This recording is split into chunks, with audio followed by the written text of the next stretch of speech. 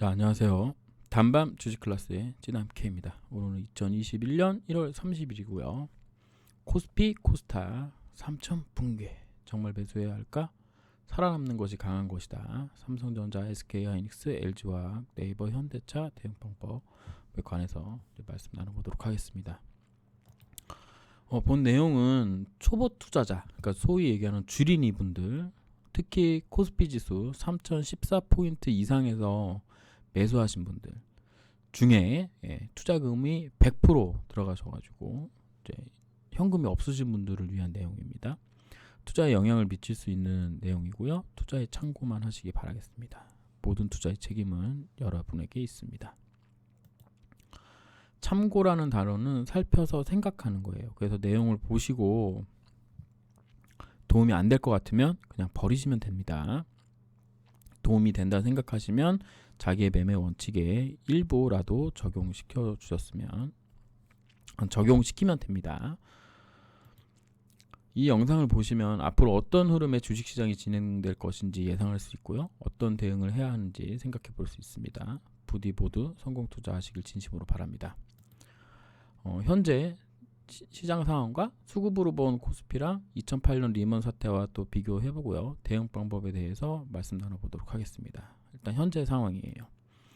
현재 상황은 코스피가 3013.93포인트를 하회했습니다. 이날의 이제 종가고요. 이날 음봉의 종가고 지금 2976포인트에 와 있는데 밑에 볼린저 밴드 하단선이 이제 올라오고 있기 때문에 뭐 어떻게 될지는 뭐 정확하게 알 수는 없지만 월요일 날 밑골이 달고 반등하는 흐름이 나올 가능성이 조금 높은 모양입니다. 만약에 반등한다 그러면 목표치는 3013포인트에서 내려오는 5일선 정도까지가 되지 않겠느냐.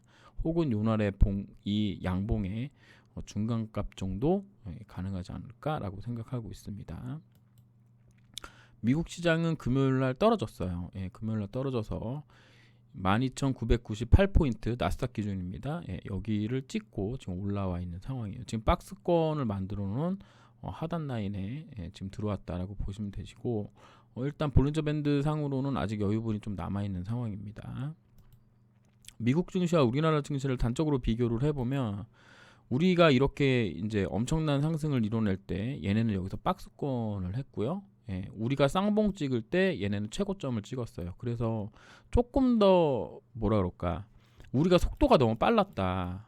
속도가 너무 빨랐고 미국은 여기서 이제 차근차근 밟아서 올라간 부분이 있기 때문에 여기서 지지할 확률도 조금 있다. 그래서 우리가 떨어질 때 뭐 미국이 떨어진다거나 혹은 우리가 오를 때 미국이 오를 때 우리가 올라간다거나 이런 거는 조금 다르게 봐야 된다라고 이제 보고 있어요. 속도 측면에서 우리가 조금 더 같은 방향으로 간다 그러면 조금 더 빠를 가능성이 높고요. 만약에 내려가는 흐름이 나온다 그러면 미국이 여기에서 12,998포인트를 가는 월요일 날 이제 그 지지를 한다 그러면 우리가 화요일 날 올라간다? 이렇게 생각하기는 조금 어렵습니다. 그래서 지금 미국과 약간 디커플링 가능성이 좀 커진 상황이 아니겠느냐라고 저는 지금 생각하고 있어요. 미국과 똑같이 가지 않는다라는 말씀을 드리는 부분입니다. 이제 그러면 이제 수급으로 보도록 할게요. 지금 1월 29일 여기 보이시는 게 이제 2018년도 한 8월 초부터 이제 나와 있는 표인데 빨간 게 외국인이고요.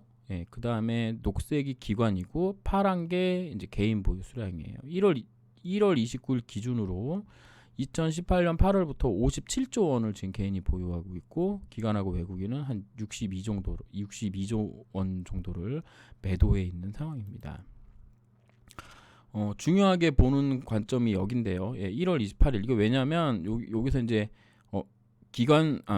그 개인 수급이 확연하게 이제 각도상으로 봤을 때 엄청난 각도로 올라가는 때고 이때는 이제 기관이 이제 엄청 매도하던 때고 요때가 이제 그 외국인이 이제 매도하는 때인데 그래서 12월 28일을 좀 분기점으로 보고 있습니다. 12월 28일하고 1월 29일하고 비교했을 때 약 개인이 24조 정도 산 걸로 이제 우리가 볼 수 있겠죠. 외국인이 얼마를 판 거죠? 외국인은 한 5조 정도 팔았고 기관은 한 20조 정도 판 걸로 이제 20조는 조금 안 되겠네요. 그래서 요걸 이제 수급 내용으로 보게 되면 12월 28일부터 1월 30일까지 개인이 23조를 샀고요. 외국인이 5조 한 3천억 정도 팔았고 기관이 한 18조 정도 팔았습니다. 이 표를 보다 보면 좀 신기한 구간이 있죠. 금융투자까지 합쳐서 이렇게 하나, 둘, 세 개가 매수한 날이 있습니다. 이렇게 여기도 그렇고요. 여기 마지막 날도 그렇고 그리고 여기에 1월 8일 날 외국인이 대량 1조 6천억 가까이 산 날이 또 있어요.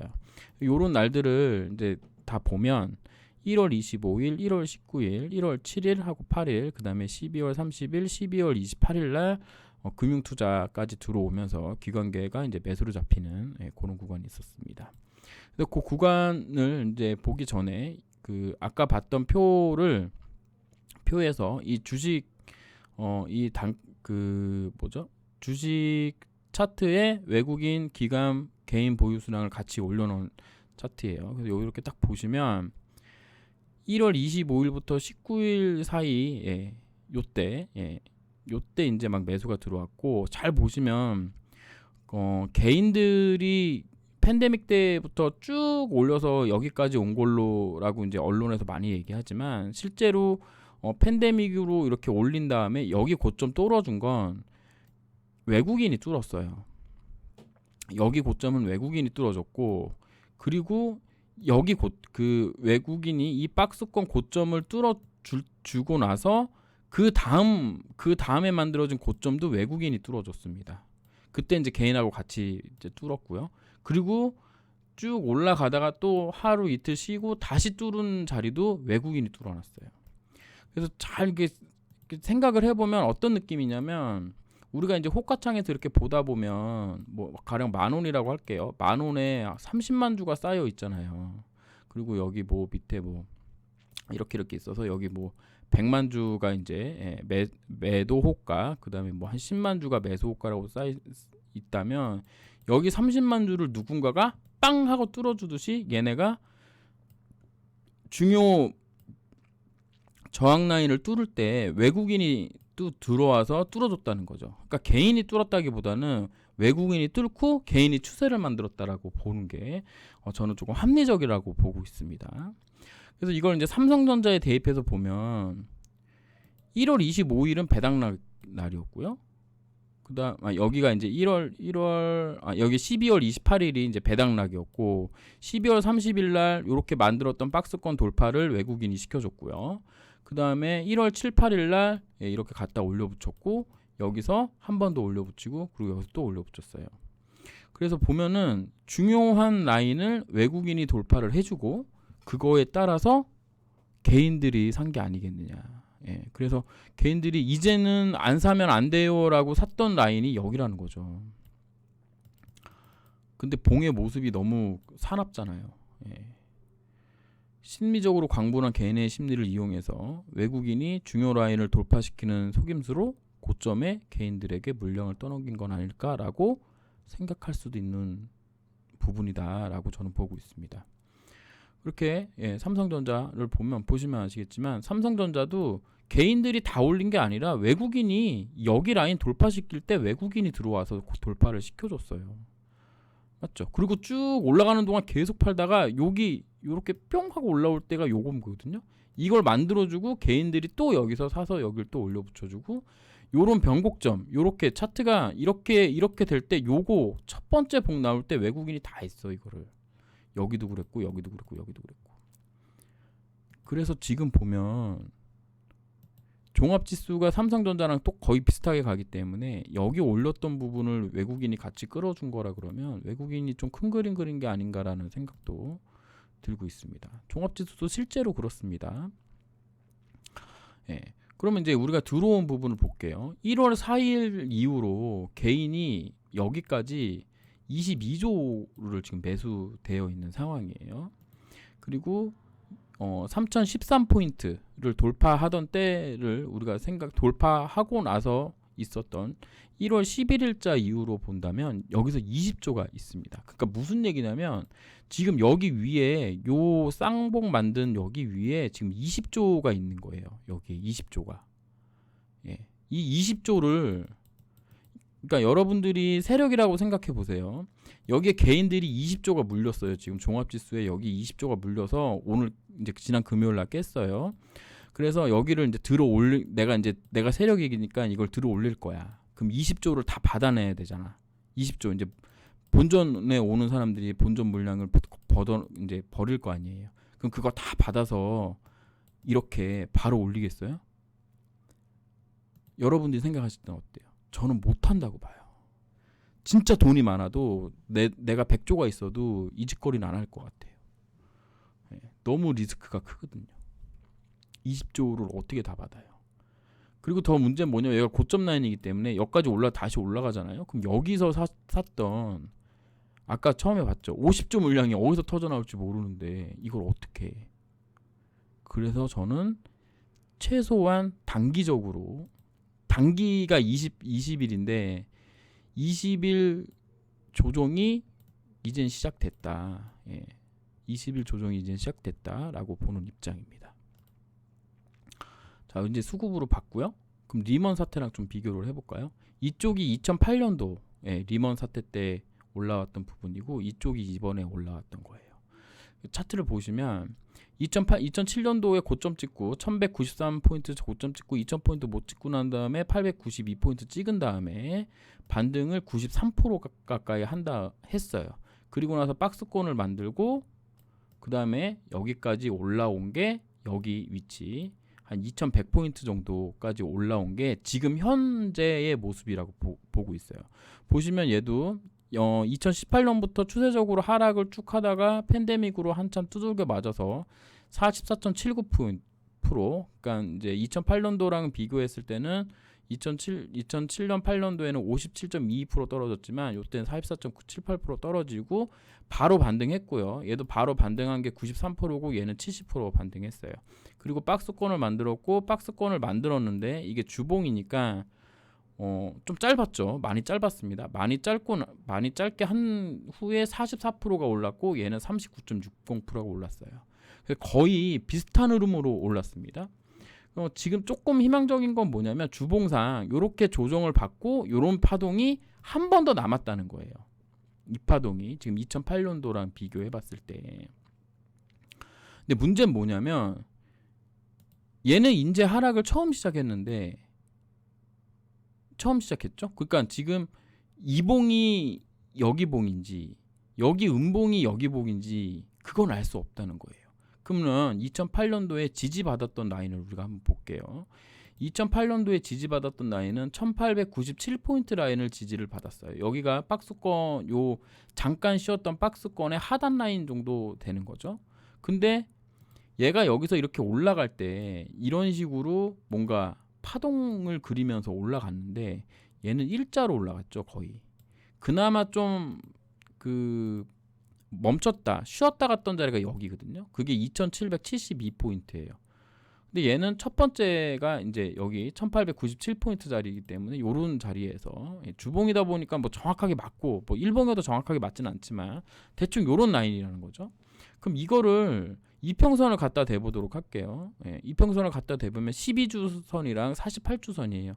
12주는 4, 30이니까 3개월이고 48주선은 1년 정도 되는 선이라고 보면 되는데 보시면 얘는 12주선을 이봉으로 깼죠. 깨고 나서 48주선 거의 근처까지 내려왔다가 여기 뒤에 있는 이렇게 반등을 했는데 지금 거는 이제 시작하고 있는 거란 말이에요. 이제 시작하고 있는 거야.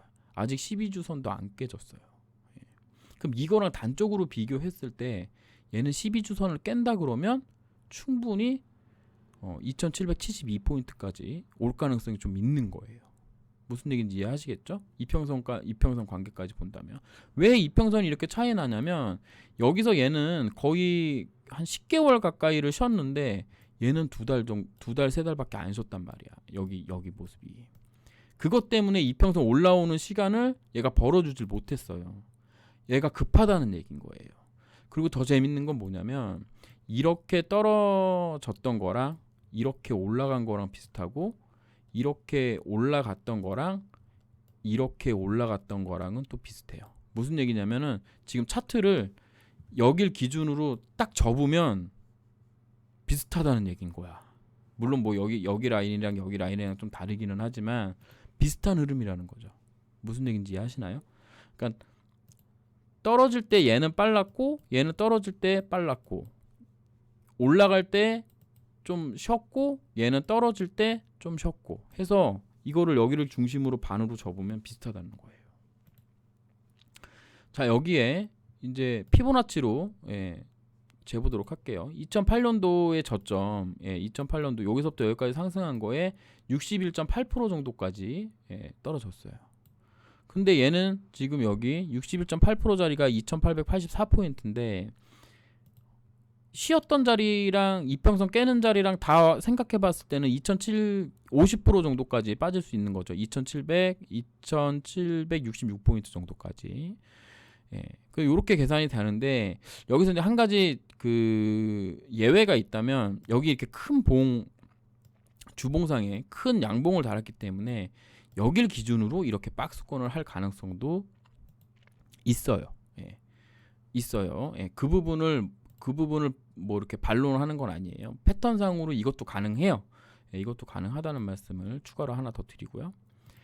우리가 일봉으로 한번 보도록 할게요. 이게 이제 2008년도 건데 2008년도에 고점 2112포인트를 찍고 이렇게 내려올 때 일봉상은 어떤 모습이었나? 일봉상은 이런 모습이었거든요. 일봉상에 근데 스토캐스틱 20과 5가 침체권까지 들어왔었단 말이에요. 그러면 반대로 이번에는 어떻게 될까요?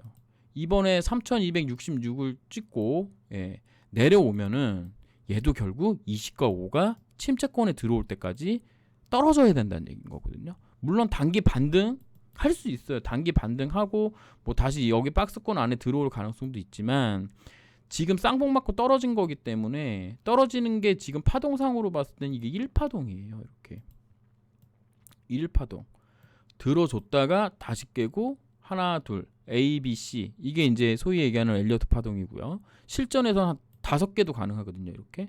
이렇게 빠지면서 여기 20과 5가 스토캐스틱 슬로우에 20과 5가 침체권에 들어올 때까지 종합지수는 빠질 가능성이 되게 높다고 보고 있어요. 자, 그러면 우리가 대응 방법을 한번 보도록 할게요. 이거는 이제 주식 초보자님들한테 드리는 말씀인 거고, 기본적으로 가지고 있는 종목이 반등한다면 보유 부정을 일부를 현금을 마련해야 돼요. 자, 현금이 100% 현금만 지금 주식 그러니까 현금이 하나도 없는 분들을 기준으로 말씀드리는 거예요. 일부는 현금으로 마련해야 돼요. 현금은 마음의 안전판이고 새로운 기회를 줘요. 왜냐면 더 내려오면 더 싸게 살 수 있잖아요. 그래서 뭐 퍼센테이지는 저는 이제 10에서 70%라고 이제 했는데 이게 왜냐면 본인 자금 사정이 다 다르기 때문에 뭐라고 뭐 얼마를 뭐 기계적으로 줄여라 이런 건 말이 안 돼요. 본인 계좌는 본인이 생각하시는 거기 때문에 그래서 이 10에서 70% 본인의 자금 사정을 생각해서 현금화 해야 된다고 저는 생각하고 있어요. 반등한다면. 자, 그래서 삼성전자 볼게요. 삼성전자는 83,900원 라인 언저리 혹은 5일선 까지 반등한다면 여기서는 일부 줄여야 된다. 내가 100주가 있다면 10주를 줄이자. 내가 100주를 가지고 있는데 마이너스 10%야. 10주 줄이면 마이너스 1%만 확정하는 거예요. 마이너스 1%만. 내려와서 이 10주 줄인 걸로 여기서 사면은 조금만 올라가도 이 1%는 금방 복구해요. 조금만 오르면. 어차피 근데 이거 다 장기 투자로 사신 거 아니에요. 그래서 83,900원 언저리에서 현금화하고 79,200원, 77,800원, 73,900원에서 재매수하는 걸 좀 고려해 보자 라는 말씀을 드리겠고, 그 다음에 SK 하이닉스 같은 경우에는 126,000원에서 현금화해서 118,000원, 8,500원 혹은 112,500원에서 재매수를 좀 고려해 보자. 그 다음에 LG화학 같은 경우는 935,000원 라인에서 현금화를 하고요. 그 다음에 뭐 올라가게 된다면 21선 정도까지 가능할 것 같아요. 올라간다 그러면 SK 하이닉스도 SK 하이닉스는 아니고요. LG화학 같은 경우는 많이 올라가면 21선 정도까지. 그러니까 이 가격에 저스트로 맞춰가지고 나는 93만 5천 원에 할 거야 그게 아니라 뭐 93만 원도 되고 뭐 자신의 매수 단가에 따라 다 다르잖아요. 뭐 하여간에 뭐 난 100만 원에 매수했으면 뭐 95만 원 위에서 뭐 이런 식으로 어쨌든 93만 5천 원 위 아래 조금 아래 뭐 위로는 현금화를 하자. 몇 프로? 10에서 70% 사이 정도. 그다음에 86만 9천 원, 82만 4천 원, 79만 7천 원에서 재매수하는 전략도 생각해 보자. 그다음에 네이버예요. 네이버는 지금 다른 차트랑은 다르죠. 아까 봤던 차트랑은 신고점 찍고 지금 내려와 있는 상황인데 뭐 영업이익도 잘 난다고 얘기를 하고요. 그래서 33만 9천 원에서 33만 7천 원 사이를 익절가로 잡고, 그러니까 수익 나신 분들은 여기가 깨지면 내가 수익 실현을 뭐 100%를 하시든 50%를 하시든 뭐 그렇게 하시고, 만약에 21선이 깨지면 그때는 정말 위험 관리 하셔야 된다. 21선 생명선이라고 얘기를 하잖아요, 모두들. 예. 그런 부분 생각해 주시고, 그 다음에 현대차 같은 경우는 23만 4천 원이 넘어가는 가격, 그 다음에 내려오는 5일선에 맞는 가격 정도, 진짜 많이 가면 21선까지 한번 붙을 텐데 이런 이평선에 닿는 자리에 온다 그러면 현금화를 하자. 그 다음에 20만 9,500원, 19만 6천 원 정도에는 다시 재매수를 고려해 보자라는 말씀을 드릴게요. 여기 밑에 보이는 이 시가 55가 침체권에 들어온다면 그때 가서 매수를 좀 고려해 보셔도 된다. 다른 종목들도 다 똑같아요. 네이버 제외하고 뭐 LG화학이라든가 SK하이닉스, 삼성전자 모두 스토키스틱 20과 55가 침체권에 들어올 때쯤 재매수를 고려해 보자. 제가 가격은 드렸지만 그 가격에 이게 거기까지 온다고 확신할 수는 없는 거잖아요. 이게 만약 현금이 없다면 매우 어려운 상황에 처할 수 있어요. 가지고 있는 종목이 반등한다면 10%라도 팔아서 현금화를 해야 된다는 게 제가 주린이 여러분들에게 드릴 수 있는 조언이다라고 말씀드릴 수 있겠습니다.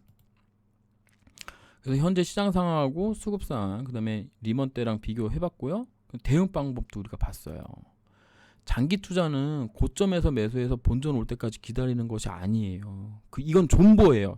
제가 하고 있는 지금 현재 어떤 종목에 미련을 가지고 하고 있는, 그냥 제가 하고 있는 게 존버지 여러분들은 그렇게 하시면 안 된다고. 현대모비스 차트예요. 2010년도에 41만 6천 원을 찍었어. 이번에 거의 본전까지 왔습니다. 약 한 10년, 11년 가까이 기다린 거죠. 여기서 안 파신 분들 얼마나 후회가 막급하겠어요. 이게 10만 원 차이인데 이게 30%예요. 30%. 여기 오면, 본전에 오면 매도해야죠. 맞죠? 그러니까 여러분들이 고점에서 사셨다가 뭐 운이 좋아서 다시 들어온다. 3014포인트 위에서 샀는데 운이 좋아서 들어와가지고 본전이 왔어요. 그럼 일부 매도해야 된다는 얘기인 거예요. 본전의 비중 줄였다가 여기서 다시 매수했으면 얼마나 좋았겠어. 예를 들면. 그래서 제가 예상하는 것과 다른 의미로 급반등이 와서 다시 내 매수 본전에 온다면 3014포인트 이상에서 사신 분들은 거기서 일부는 매도하셔야 된다는 말씀 드리는 겁니다. 무슨 얘기인지 이해하시겠죠? 이게 2008년도부터 2018년도까지 차트예요. 제가 아까 여러분들에게 리먼 사태랑 비교하던 때가 여기까지예요. 요거 남았다고 제가 말씀드린 부분이에요. 요게 나오고 이렇게 되고 이런 식으로 갈 수 있어요. 이때 미국은 이렇게 갔어요. 이때 미국은. 왜 우리나라는 못 갔냐? 뭐 사드니 뭐 현금 인출기니 뭐 우리나라 시장은 현금 인출기니 뭐 이런 얘기하면서 안 갔어요. 여기 이때 여기 물량이, 개인 물량이 얼마나 쌓였는지 모르지만 지금은 확실하죠. 지금은 여기 위에 물려있는 물량이 20조예요. 이거를 어떻게든 소화를 해야지 여기를 돌파할 거란 말이야. 무슨 얘기예요 그러면? 우리에게 기회가 한 번은 있는데 이거 떨어질 때 아무것도 못하고 이거 올라올 때 본전에서 매도하고, 혹은 본전에서 매도 안 해가지고 1년, 2년, 3년, 4년, 5년, 6년, 7년 기다렸다가 본전 오면 매도할 거예요? 7년 동안 기다릴 수 있는 돈이에요, 그 돈? 그거 생각해 보셔야 된다는 말씀을 꼭 드릴게요. 주식은 대응이에요. 예측해보고 그것과 같을 때 혹은 다를 때 그때마다 대응법이 다 다르지만 어쨌든 대응하면서 내 계좌를 지키고 그렇게 좋은 종목을 오래 가져갈 수 있어야 돼요. 수익이 나면 일부 팔고 다시 내려오면 판 거랑 수익금이랑 더해서 다시 사고 또 올라오면 또 팔고 내려오면 또 다시 사고 이거를 계속 해주면서 계좌 관리를 하면서 그렇게 삼성전자든 SK하이닉스든 뭐 현대모비스든 현대차든 기아차든 네이버든 그렇게 들고 가시는 게 정말 필요해요. 제가 왜 이렇게 말씀드리냐면 여러분들 중에 1억, 2억, 10억 뭐 이렇게 막 전세대 뭐 주택자금 대출 받아서 뭐 우리 아이 뭐 등록금 뭐 결혼자금 이런 돈으로 하신 분들 같은 경우에는 이거 안 하면 큰일 나요. 물론 우리 장모님 같은 경우는 네이버로 100배를 먹으셨다고 하는 것 같던데 100배인지 10배인지 우리 장모님은 먹고 사는데 지장 없는 돈으로 그냥 하신 거예요. 정말 여윳돈으로. 근데 그게 정말 많이 간 거고 여러분들이 지금 투입한 자금이 정말 내가 사는데 아무런 영향을 안 미친다면 대응 안 하셔도 돼요. 근데 그 돈이 내 삶에 그 돈이 다 없어질 때 혹은 그 돈이 묶여서 10년, 20년간 못 5년, 6년, 뭐 10년 동안 못 쓴다 그러면 큰 문제가 생길 땐 그땐 대응하셔야 됩니다. 제가 여러분들한테 말씀드리고 싶었던 부분은 이거예요. 주가 쉽게 못 가요. 위에 있는 20조 외국인 기관이 먹고 그걸 다시 올려붙인다? 저는 힘들다고 보고 있습니다. 20조 작은 돈 아니에요. 개인들이 다 사서 거기 위에 돌파시켜준다? 누가요? 누가 해줄까요? 부디 모두 성공 투자하시길 진심으로 바랍니다. 담밤 주식 클래스의 찐함 K였습니다. 감사합니다.